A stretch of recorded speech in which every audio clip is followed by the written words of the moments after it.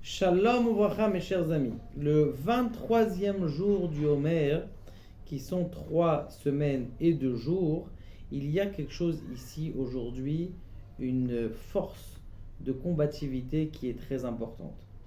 Comme vous le savez, Gevura, c'est la rigueur. Le Netzar, c'est quoi? C'est vaincre, c'est la réussite. Maintenant, ce qu'il faut faire, il faut et vaincre et réussir, et avec la force, avec une rigueur de force. C'est ici quelqu'un qui est contre le Yetzer Hara. Ça suffit pas de dire, bon, le Yetzer Hara, je le laisse de côté. Il faut se battre contre lui. Des fois, c'est vrai que dès que le Yetzer Hara il arrive, eh ben, il faut se sauver.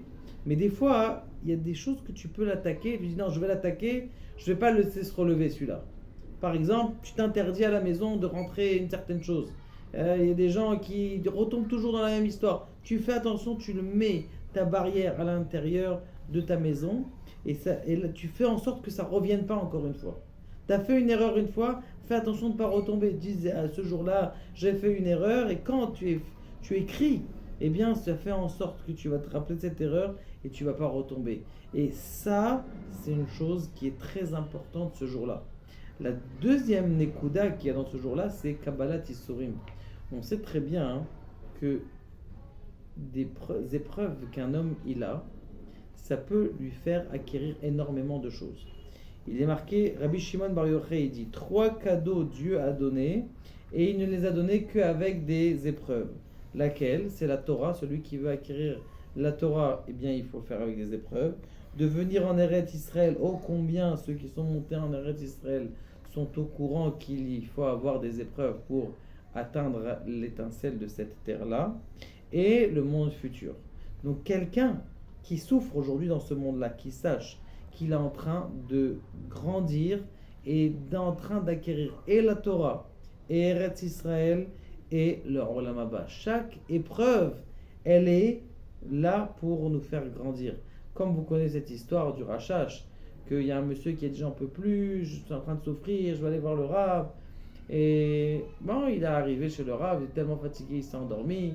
Et il a vu comme ça qu'il y avait des malachim dans le ciel qui passaient, des malachim noirs, des anges noirs et des anges blancs, et qui sont en train de le juger. Les anges blancs, ils rentrent les anges noirs, ils rentrent dans la balance.